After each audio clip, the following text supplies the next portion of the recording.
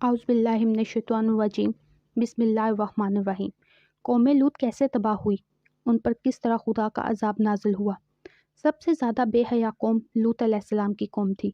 ये औरतों को छोड़कर मर्दों में दिलचस्पी रखते थे। ख़ासकर मुसाफिरों में से कोई भी खूबसूरत लड़का होता तो ये लोग उसे अपना शिकार बना लेते।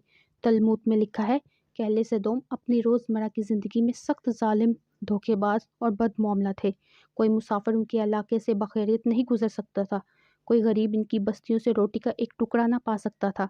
कई मरतबा ऐसा होता था कि बाहर का आदमी इनके इलाके में पहुंचकर फाकों से मर जाता था और ये लोग उसके कपड़े उतार कर उसकी लाश को बढ़ना दफन कर देते। अपनी वादी को इन्होंने एक बाग बना रखा था जिसका सिलसिला मीलों तक फैला हुआ था। इस बाग में वो इंतहाई बेहयाई के साथ अलानिया बदकारियाँ करते थे। हज़रत लूत अलैहिस्सलाम ने इन्हें तौहीद की दावत दी और बदकारी के इस घिनौने अमल से तौबा करने का हुक्म दिया। हज़रत लूत ने कहा, तुम ये क्यों करते हो? क्या तुम औरतों को छोड़कर लज्जत हासिल करने के लिए मर्द की तरफ माइल होते हो? हकीकत यह है कि तुम अहमक लोग हो। तो फिर हज़रत लूत अहले सदोम को दिन रात वाज़ और नसीहत किया करते थे, लेकिन इस कौम पर इसका कोई असर ना हुआ, बल्कि वो बदनसीब बहुत फ़क्रिया अंदाज में ये काम करते थे। उन्हें हज़रत लूत का समझाना भी बुरा लगता था, लिहाजा उन्होंने साफ साफ कह दिया कि अगर तुम हमें इस तरह बुला रहे हो और हमारे कामों में मुदाखलत करते रहे तो हम तुम्हें अपने शहर से निकाल देंगे। हज़रत लूत ने नसीहत और तबलीग का सिलसिला जारी रखा। लिहाजा एक दिन अहले सदोम ने खुद ही अज़ाब इलाही का मुतालबा कर दिया। अल्लाह ताला ने अब तक उनके इस बदतरीन अमल, फहाशी और बदकारी के बावजूद ढील दे रखी थी, लेकिन जब उन्होंने हज़रत लूत अलैहिस्सलाम से एक दिन कहा कि अगर तुम सच्चे हो तो हम पर अजाब ले आओ, लिहाजा उन पर अजाब इलाही का फ़ैसला हो गया। अल्लाह ने अपने ख़ास फ़रिश्तों को दुनिया की तरफ रवाना कर दिया। ये फ़रिश्ते दरअसल हज़रत मीकाईल और जिब्राईल अलैहिस्सलाम थे। फिर ये फ़रिश्ते हज़रत लूत अलैहिस्सलाम के घर तशरीफ़ ले आए। हज़रत लूत ने जब इन खूबसूरत नौउम्र लड़कों को देखा तो सब सख्त घबराहट और परेशानी में मुब्तला हो गए। उन्हें यह ख़तरा महसूस होने लगा कि अगर उनकी कौम के लोगों ने इन्हें देख लिया तो न जाने वो इनके साथ क्या सलूक करेंगे। हज़रत लूत की बीवी का नाम वाइला था। उसने आप पर अमान नहीं लाया था और वो दरअसल मुनाफ़िका थी, वो काफरों के साथ थी। लिहाजा उसने जाकर अहले सदोम को यह खबर दे दी कि लूत के घर दो नौजवान लड़के मेहमान ठहरे हुए हैं। ये सुनकर बस्ती वाले दौड़ते हुए हज़रत लूत के घर पहुँचे। हज़रत लूत ने कहा, ये जो मेरी कौम की लड़कियाँ हैं ये तुम्हारे लिए जायज़ और पाक हैं। अल्लाह से डरो, मुझे मेरे मेहमानों के सामने रुस्वा न करो। क्या तुम में से कोई भी शाइस्ता नेक आदमी नहीं है? हज़रत लूत अलैहिस्सलाम की बात सुनकर वो लोग बोले, तुम बाखूबी वाकिफ़ हो कि हमें तुम्हारी बेटियों से कोई हाजत नहीं और जो हमारी असल चाहत है उससे तुम बाखूबी वाकिफ़ हो। कौम लूत के इस शर्मसार जवाब से अंदाज़ा लगाया जा सकता है कि वो फ़ेल बद में किस हद तक मुब्तला हो चुके थे। जब हज़रत लूत अलैहिस्सलाम की कौम उनके घर की तरफ दौड़ती हुई आई तो हज़रत लूत ने घर के दरवाजे बंद कर दिए और इन नौजवानों को एक कमरे में छुपा दिया। इन बदकार लोगों ने आपके घर का घेराव किया हुआ था और उनमें से कुछ घर की दीवार पर भी चढ़ने की कोशिश कर रहे थे।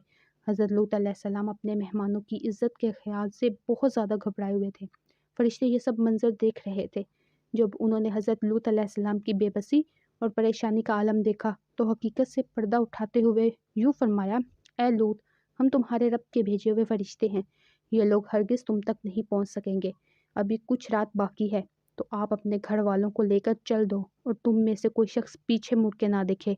अहले सदोम हज़रत लूत अलैहिस्सलाम के घर का दरवाज़ा तोड़ने पर बज़िद थे कि हज़रत जिब्राईल अलैहिस्सलाम ने घर से बाहर निकलकर अपने पर का एक कोना मारा, जिससे उनकी आंखों के डेले बाहर निकल आए और बसारत ज़ाहिर है यह ख़ास अजाब उन लोगों को पहुंचा जो हज़रत लूत के पास बदनीति से आए थे।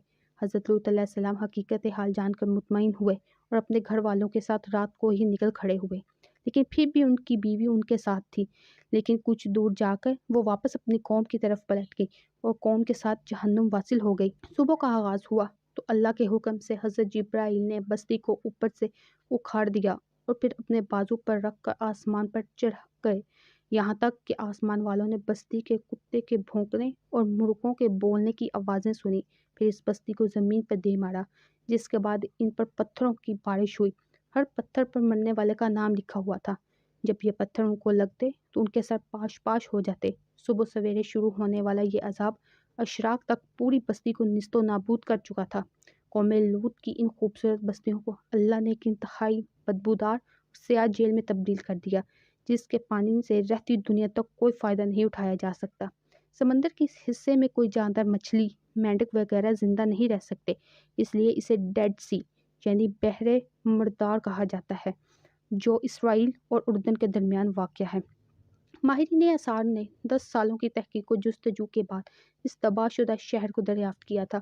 تحقیقات سے یہ پتہ چلا کہ اس شہر میں زندگی بالکل ختم ہو چکی ہے۔ شہر کے راستے اور کھنڈرات کو دیکھ کر آرکیولوجسٹ نے یہ اندازہ لگایا جب یہ شہر تباہ ہوا تو اس وقت لوگ روزمرہ کے معاملات اور کاموں میں مشغول تھے اور یہاں زندگیاں اچانک ختم ہو گئی تھی۔ اہل صدوم، جنہیں پتھر بنا دیا گیا تھا، ان کے بت ابھی تک بحر مردار کے پاس موجود ہیں، جو لوگوں کے لیے ایک عبرت ہیں۔